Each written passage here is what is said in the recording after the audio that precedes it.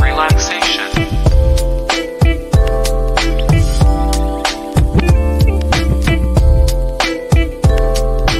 Welcome to electric relaxation.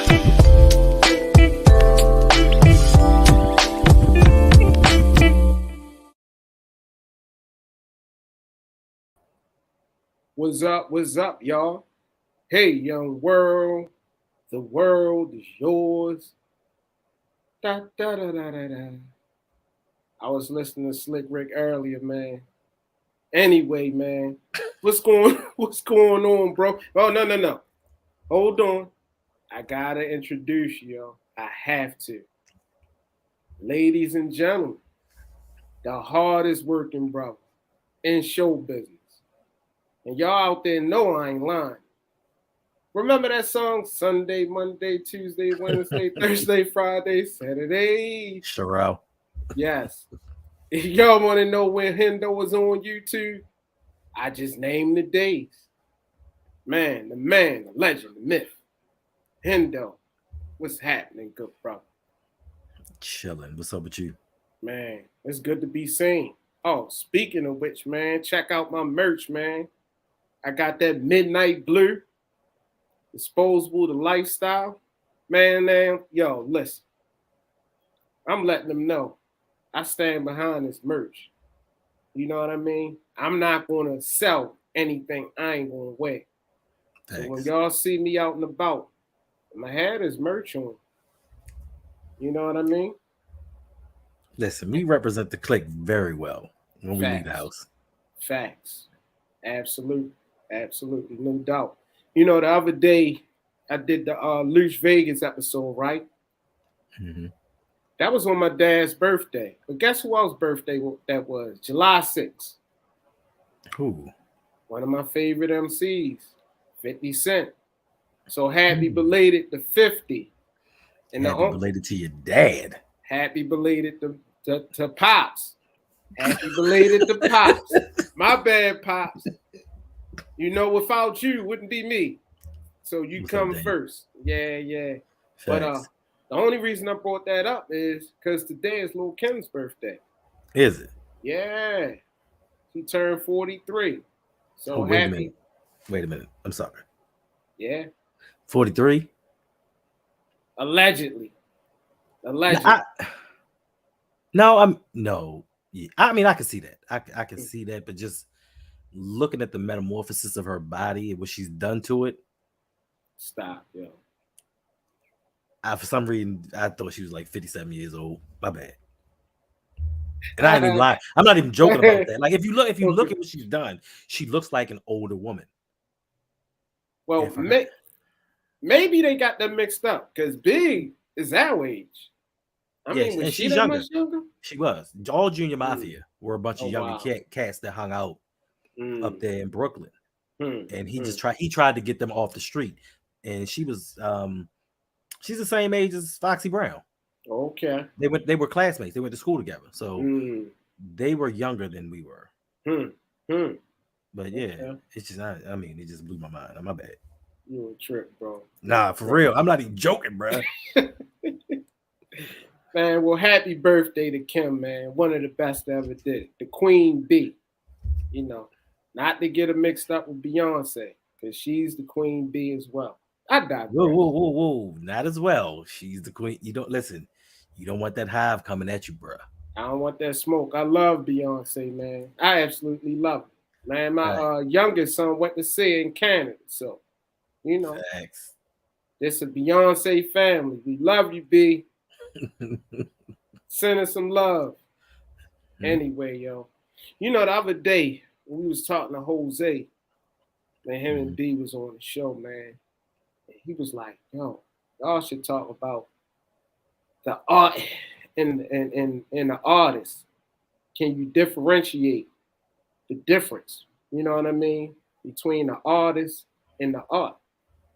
You know, coming off of that Russell Simmons episode. So, you know, the guy that came to mind for me, and he's not an artist, but he's an influential person in the hip hop culture. Man, I want to talk about the bro Suge Knight, man. Definitely want to talk about Suge Knight. And look at it this way.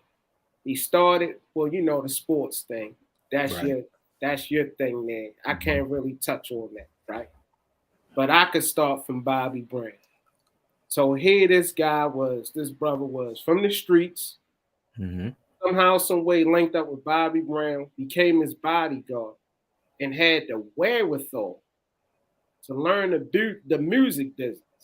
Somehow, some way, managed DOC. You know, DOC was cool with Dre. You know, Dre was in the midst of his woes with Eazy-E and NWA, and he was trying to get out of that.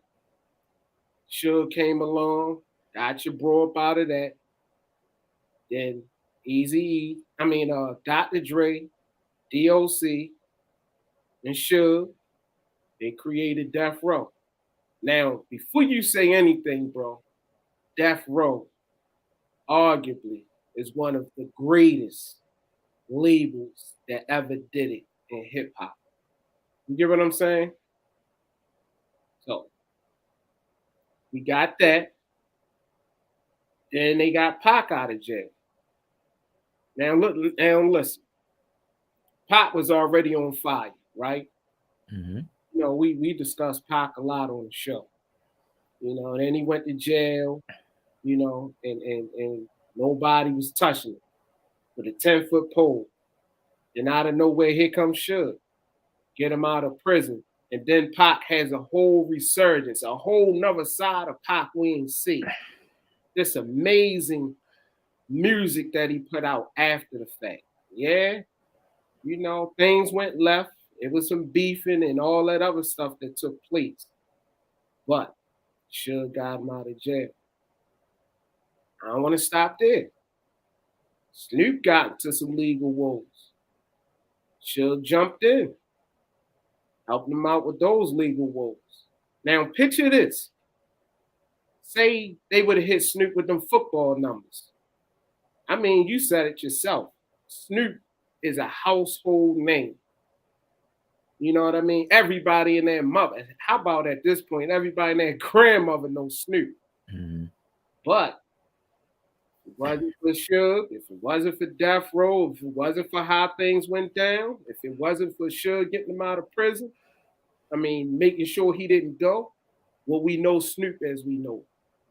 You know, well, we know Pac, this Machiavelli Pac as we know. Right? Then, before you jump in, last but definitely not least, he was able to get gang robbers to work together, which was historic. You know what I mean? That hasn't been done before. Suge came along. So man, I know that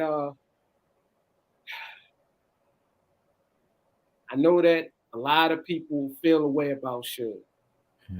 But my question to you is, can you separate his accolades from the other stuff?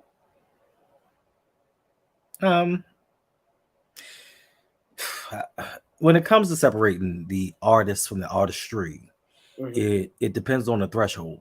You know, your threshold. What certain things can you tolerate? You know, we did the episode with Russell Simmons. Pedophilia, women abuse, threshold I won't go over. I can't listen to you. Like R. Kelly. But as far as Suge goes,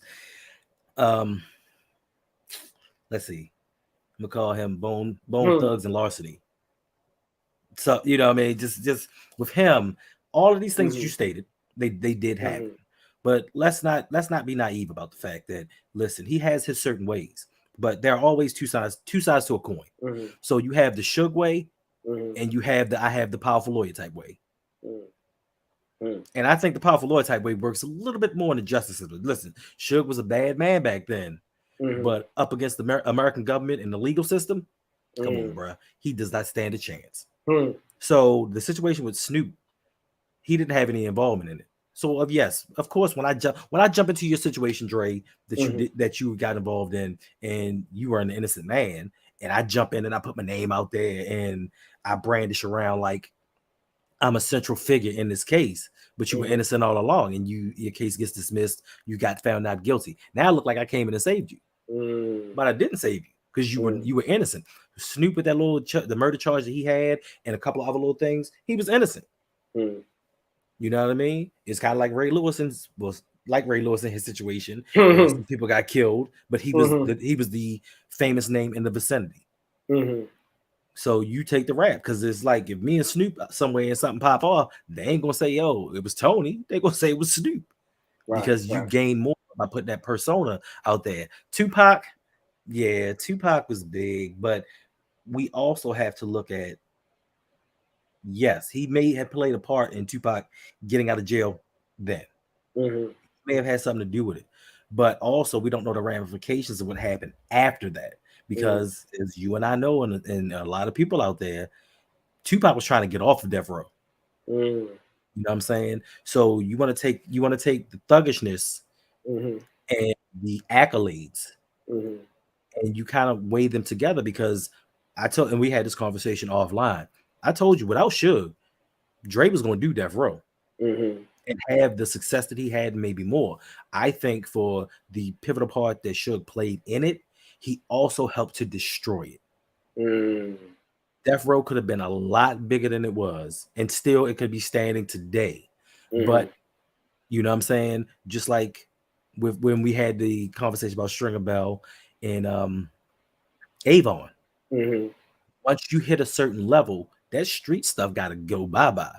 Now it's about business and making and maintaining that business like atmosphere to where we can continue to make more money. But he still wanted to be, I got to keep it hood. I got to keep it original from where I'm from. You can't, because I can't remember who it was. I don't know if you sent it to me or was watching it, but somebody was, your man, Jimma. He said, yo, I can't rap about stuff I used to rap about because I'm not living that right now. Right. Now, Suge is in a corporate world dealing with corporate types and making business deals. You need to live in that world. All that letting dudes running out your record label and fights and weed everywhere and chicks doing all this stuff. Yeah, you got to let that go. Because even if you see your company starting to flounder, you need to have a certain type persona where you can do it, like Fubu. Everybody knew Fubu was dead, but them dudes cashed out. You know what I'm saying? They cashed out and made more money because they knew it was dead. So even when Death Row started on this downslope, if Suge would have just kept it a G, he could have made some money. Maybe he wouldn't be in jail right now. Maybe Death Row would still be popping. Regardless, Dre would have went to Interscope. Like I told you, Jimmy Iovine had plans for Dre. And we can pretend to make believe that it was all Suge that got all of this stuff done. It wasn't. It was Dre's talent. Because most time, sports, music, entertainment, talent trumps all. Well, let me play devil's advocate. My absolute favorite MC ever is Hov. Hov had all gobs of talent, right? Facts. He's a talented thief, yes. But when he was running with Kane, with all them lyrics and all that talent, it didn't mean anything. He didn't become who he was until he got that bag together, went over to Def Jam, and he had that platform.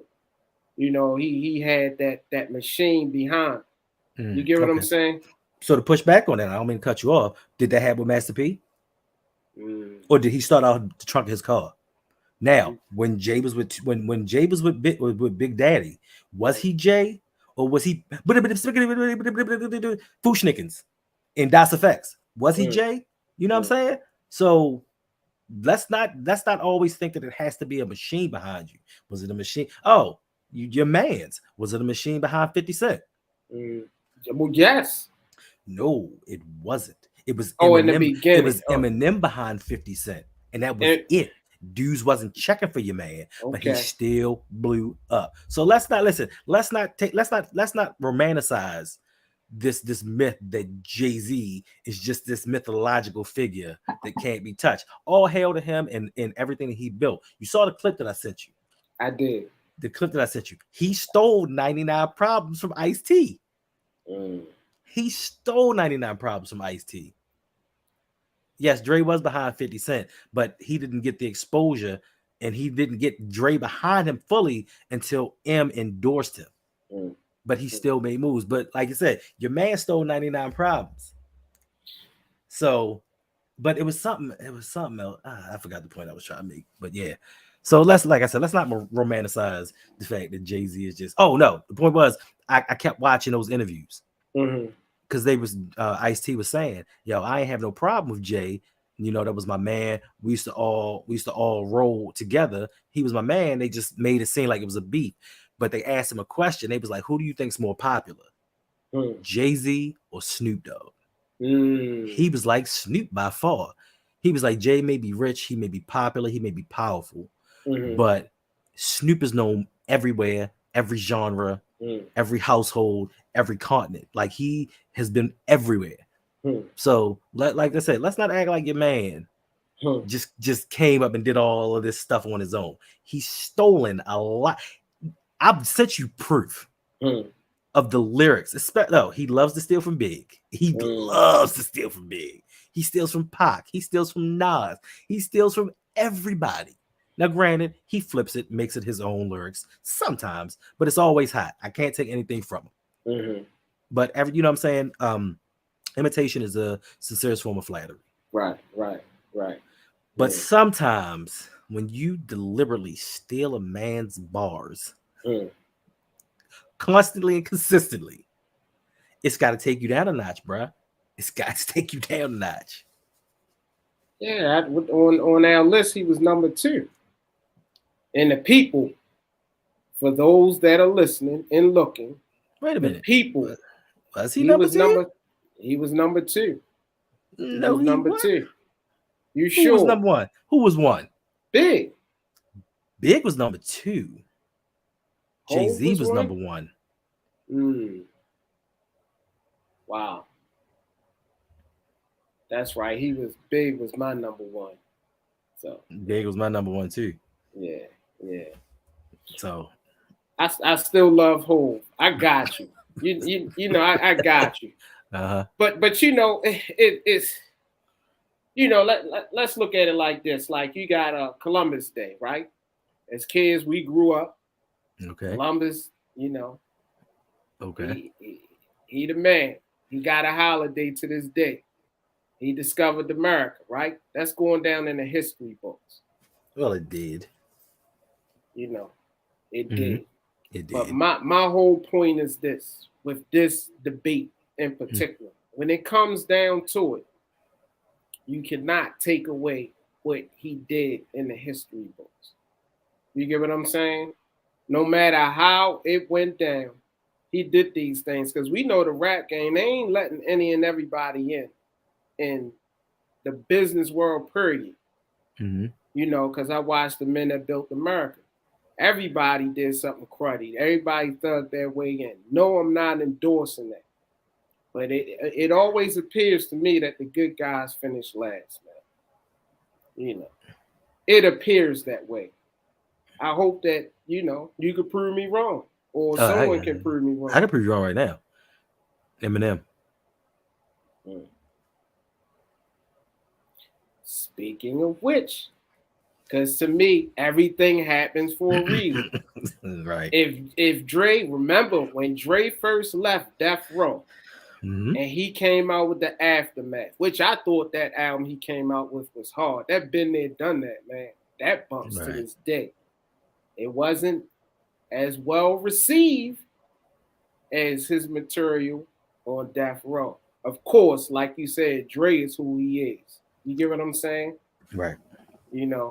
But Finding M was one of those reasons he got hotter than fish grease. Would you agree?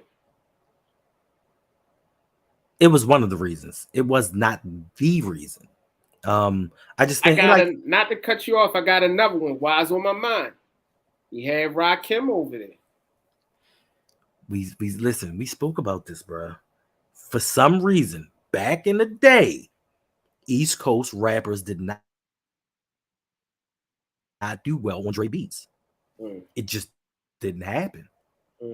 If you look, that's why the Firm didn't make it. For some reason, East Coast rappers just couldn't get with his flow. Like, I don't know what it was. Because Dre makes phenomenal beats, but also we had to look at the society of it all. I think the problem wasn't Dre, the problem was society, because we had Dre coming out with gangster rap, right? We give them credit for it, even though I think Quick was the first one to start it. So, but we give them credit for being one of the originators. And back then, once you kind of got pigeonholed to a certain standard, that's what people wanted. Dre decided, I've had a little bit of success, I'm going to do stuff that I like. But the world wasn't ready for it at the time. And I think Jay-Z, once again, he took that blueprint. Jay-Z did what he had to do to sell records. Then when he got comfortable enough, he said, I'm going to make the records I want. I'm going to stop wearing these jerseys. I'm going to stop putting rims on my car. I'm going to stop all of this dumb stuff that I know is not me. And then after at that point, I think that's when things opened up, and Dre was like, I'm going to do a little bit of both. I'm gonna do a little bit of my old stuff, but then I'm gonna incorporate some of my new stuff. And by that time, I think that the rap world was ready to hear all of that. Because you listen, Dre got some dope stuff. Yes, he does. And a lot of it just didn't fly with certain people because they were expecting certain things. Yeah. Well, you know, well said, well put. I mean, to me, and maybe we should make a list of top 10 producers, but by far, I want to say Dre is definitely top 3. Okay, on the spot, who's better, Dre or Kanye? Dre. Okay. Actually, with you saying that, shush, Dre might be number 1. Man, his sound, oh my God, you know what I mean? Just the clarity Just the clarity, and just in the club. And I know I went from Run DMC to 50, but the in the club beat alone, no lyrics on it. That beat is amazing, bro. How about it was this beat drop dot that Dre made back in the day? It was the Express Yourself remix. You know that do. Yo, when I heard that, I lost my mind, man. Yeah, so he's absolutely a GOAT. You know what I mean? Greatest producer of all time in my book. Actually, if y'all digging that and y'all want us to compile a list, you know, any participants, you know, any of my patrons, y'all let us know.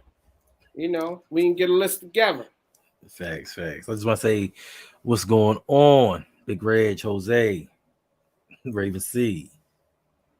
What's that? Feature presentations. What's going on? Glad y'all can stop by and hang out with us for this live stream. This little impromptu live stream. Oh, no doubt. Man, I appreciate all of y'all, man. I do. We do. You know, so we in and out, man. We under 30 minutes when we do this. I don't know. Yeah. Dang. Yo. Man, oh man.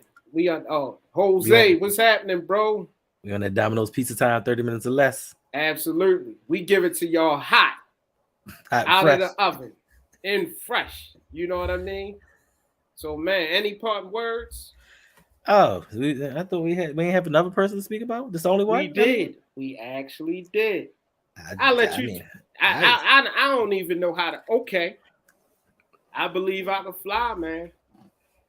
I ain't gonna lie, man. Yo, I believe I can fly. They was singing that in school, elementary school kids, church. I mean, man, I ain't gonna hold you though. Right. I came up in the guy era, right? Yes. So when Kelly came out, Hall, you thought he was a broke down Ern Hall. Yes. That's what it was. Bro Thunder. He stole my bro Thunder, man. You know what I mean? Right. There I go talking about Hove again, but the best of both worlds. You know. He ruined that too. Here you go. Am I lying? Who ruined the album? Who ruined the tour? Don't get mad at me because you can't read the contract. Like, that ain't my fault. And because your ego is so inflated. So listen. So for those of y'all that just came or just joining in, we are trying to separate the artist from the artistry. Is it possible? Can you do it? Should you do it? Feelings about it. I ain't trying to down the man, but I can't hold you.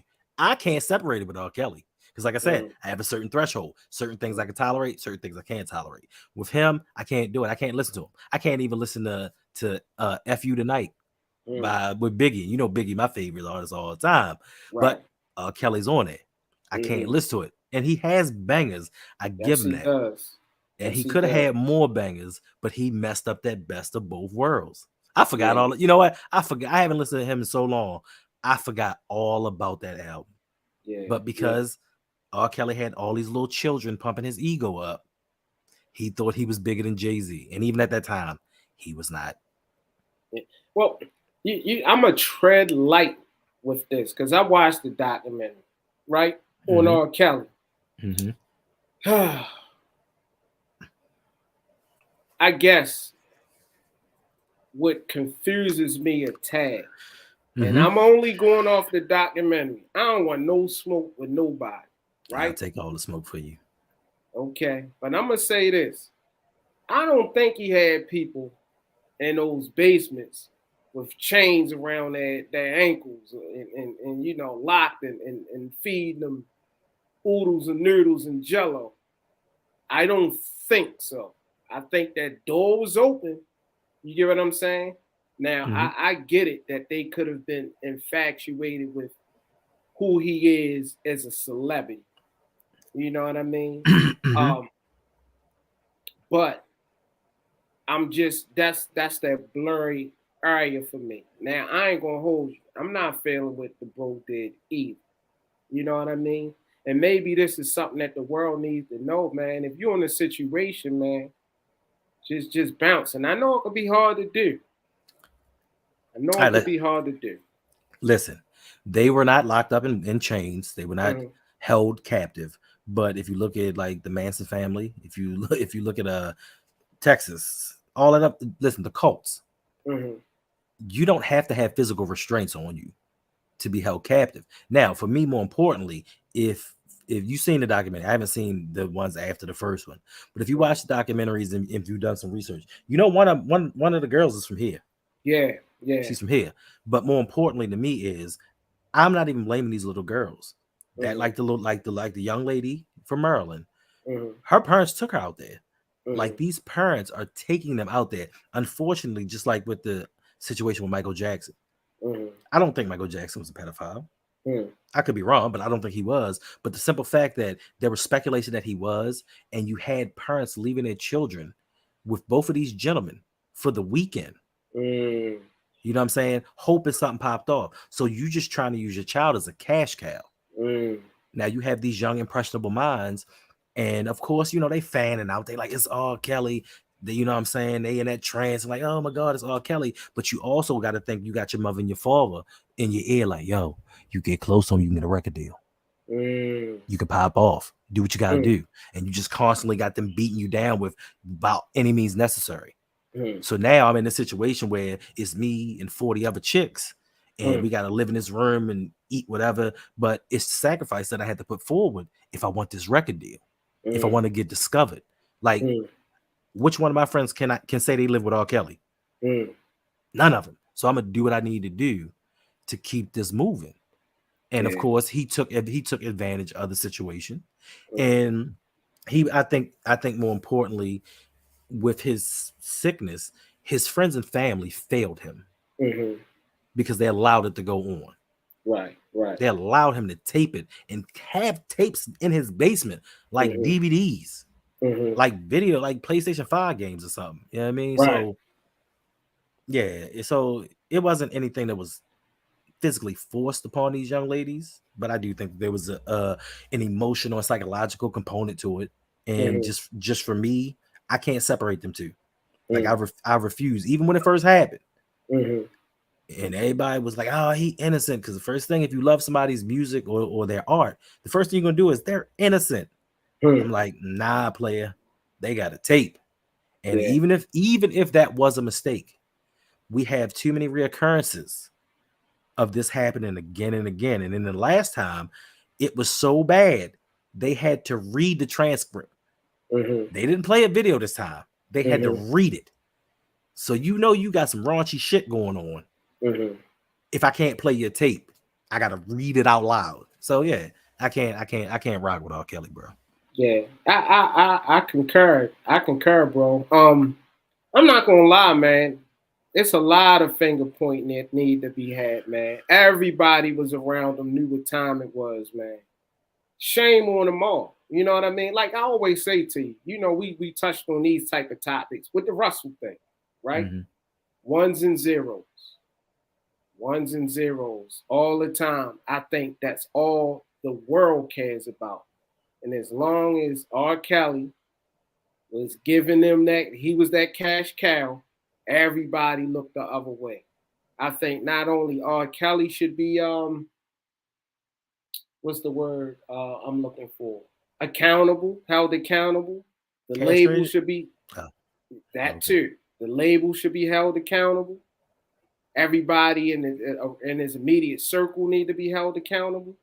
Where does the integrity lie? You know what I mean? You said this the other day with the industry and what brothers do. I guess when you in these dismal situations and you try and make a way out of nowhere, you know, and you just do what you gotta do and you compromise yourself. But we gotta stand on something. I mean, listen, you and I gotta stand on something. Right. But that dude living down Penn North, he went out that situation, and now he got this meeting with this A&R. Right. And, you know, I mean, you've seen the little interviews people have done, and Yeah, the stuff that pop off. And for me personally, you know, those situations that they explain to happen where they sometimes get drugged or asked to do certain inappropriate things. I don't even think from the people of power side, I don't even think it's on some homosexual type stuff. I think it's a power play to see how much are you going to let me do to you. This is how bad I'm trying to see how bad you need it. And you have certain people that say, you know what, I don't want it that bad. I'll find another avenue and get it done on my own. So, you know, and to Robert Kelly, this could have been one of those situations. I'm not saying it is, I don't know, but this could have been one of them situations where he got caught in that lifestyle, because as you saw with the Epsteins and certain things, and you got movie producers, music producers, all of these execs, and they had these parties, they had these inappropriate parties, and he could have got caught up in that and couldn't turn away from that lifestyle. I don't know, but there has to be some kind of discernment between right and wrong. You know this ain't right, and I'm pretty sure somebody's told you this ain't right, and your morals should have kicked in and be like, yo, yeah, I got a wife and kid at home. If somebody did this to my child, I'd be a little upset. But that like, yo, that power, that those endorphins that are released. So a lot of times with athletes, and I'm sure it's the same for big entertainers, athletes, you know what I'm saying, they say they don't miss certain things about the game, but they miss the adrenaline rush. Nothing is going to give you that same adrenaline rush. It's kind of like a junkie. They chasing that high. They chasing that first feeling. And you know what I'm saying? Some of them just can't let certain shit go because they chasing that feeling. And they try and experiment with different things, but to you and people like you and I, we like, nah, bro, like that ain't cool. That's not what you do. So just me being a grown man, especially me being a grown man with daughters, nah, bro. I hate to say it like this, I don't give a fuck who you are. If you'd came right here with that, we'd have been having an R. Kelly day. Yeah, I mean, Facts. Nah, son. I mean, I'm sorry, I didn't even put it like that, but I feel real strongly about that situation. And I just, because I have a lot of friends that were molested and you know, as children that I grew up with, and the things that it did to them, like I'm getting chills now, like the things that it did to them, it put them in dark places. So I feel real strong when it comes to pedophilia. And I feel like, like I said, they need to be castrated. Yeah. If you can't keep it to yourself, we gonna take it from you. And that might not be the right thing. But hey. Hey, maybe if they did go that route, maybe brothers would chill. You know what I mean? Figure something else out. Mm-hmm. Hey, why not? My bad. I ain't mean to take it away from hip hop. My bad. No, it's all hip hop, man. It's the culture. You know how we do. Yeah. So, man, any part words, bro. That's right, Brandon. Protect them kids at all costs. Any part words? Nah, just let us know in the comment section. Let us know if you're watching a replay. Can you separate the artist from the artistry? Can you accept that? Can you separate them from all the wonderful works that they did to the bad deeds that may have come afterwards? Mm-hmm. Me, like I said, it's a certain threshold. Let us know. Tell us how you feel. Appreciate y'all rocking out with us. That's all I got, bro. I want to piggyback off of that, man. Hey, Jose had this idea. Shout out to my bro Jose. Man, we had another brother that had an idea with the KRS-One. We are listening. Man, y'all got anything y'all want us to holler? You talk about or whatever? Leave it in the comments. We definitely revisit it and make it happen. But until next time, man, I hope all is well in the world. And again, man, happy birthday to little Pops. Kim. Yeah, Pop. Yep, and little Kim. So until next time, man, we out.